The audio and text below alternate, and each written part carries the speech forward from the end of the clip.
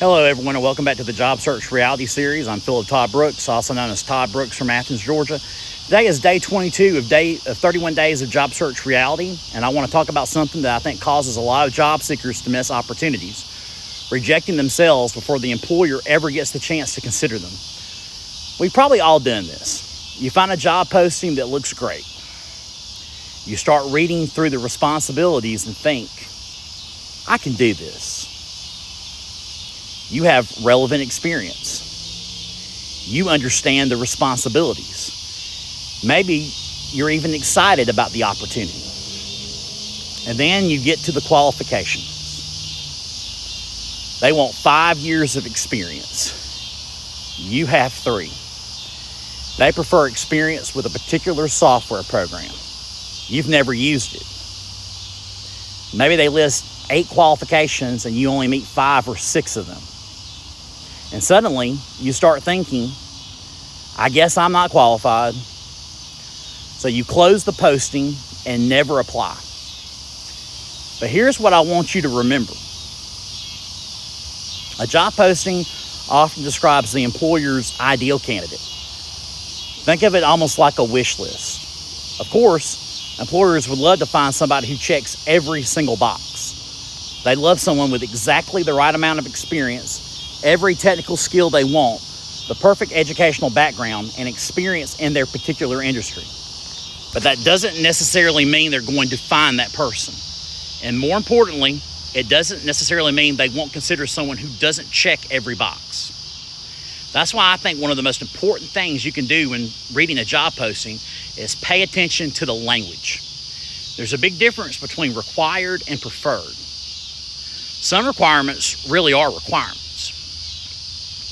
If a position legally requires a professional license and you don't have that license, that obviously matters. If a job requires a CDL and you don't have one, that's probably going to keep you from getting that particular job. It's going to prevent you from doing that. If a position requires a specific certification because you legally can't perform the job without it, that's different. But what if the posting says 5 years of experience is preferred and you have 3 years of strong, relevant experience? What if they prefer experience with a certain software program, but you've successfully learned several similar programs? What if they prefer experience in their industry, but you have years of experience performing many of the same responsibilities in another industry? And that's where I think job seekers sometimes eliminate themselves way too quickly. Maybe you should apply. Let the employer decide whether your experience is enough. Don't make that decision for them by not applying for the job. And that brings me to something else that I think is extremely important. Transferable skills.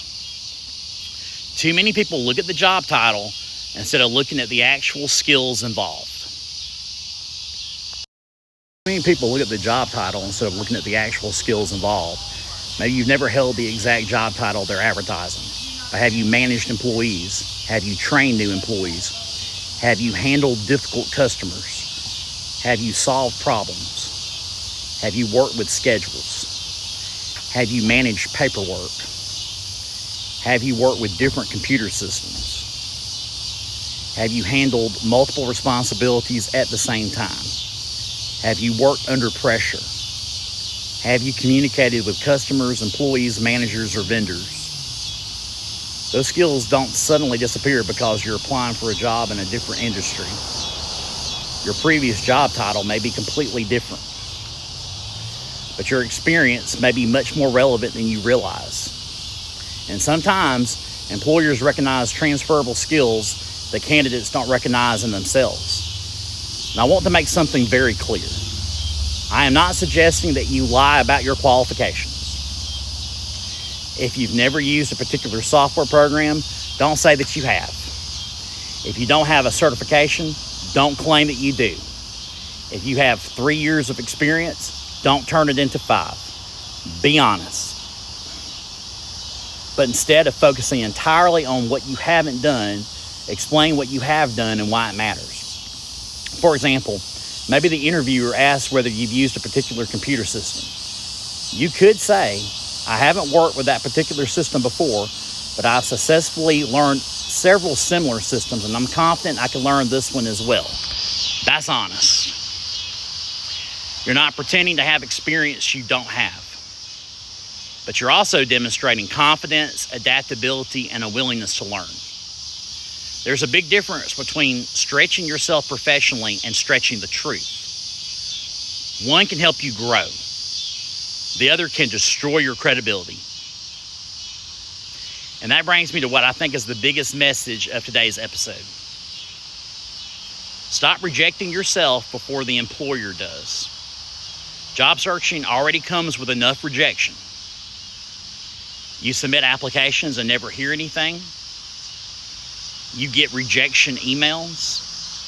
You go through interviews and don't receive an offer.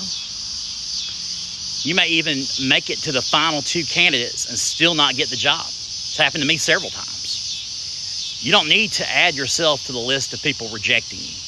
If you meet a significant portion of the qualifications, you believe you can perform the job, and there isn't some absolute requirement that makes you ineligible, submit the application. What's the worst that happens? They say no, but think about what else could happen. They might look at your experience and see something you didn't recognize yourself. They might decide your leadership experience is more valuable than one missing technical skill. They might value your customer service background. They might see that you successfully transitioned between responsibilities before. They might decide that they can teach you the technical parts of the job because you already have the qualities they can't easily teach. Or they might invite you to an interview and give you the opportunity to explain exactly what you could bring to the organization. But none of that can happen if you never apply. So the next time you find a position and think, I would really like this job, but I don't meet every qualification, don't immediately close the posting. Slow down, read it carefully, separate what's actually required from what's preferred, look at your transferable skills, think about the experience you already have, be honest about what you know, be honest about what you still need to learn, and then ask yourself one important question. Could I realistically succeed in this position? If the answer is yes, consider applying. Because you can't get an interview for a job you never apply for. And you definitely can't get the job if you eliminate yourself from the employer before the employer even knows you exist. Now, I'd love to hear from you. Have you ever applied for a job even though you didn't meet every qualification and still got the interview?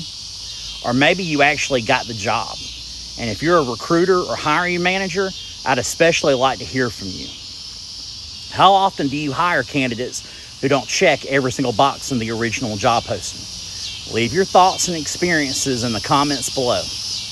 If you're enjoying 31 Days of Job Search Reality, please like, subscribe, comment, and share. I'm Philip Todd Brooks, also known as Todd Brooks from Athens, Georgia. And remember,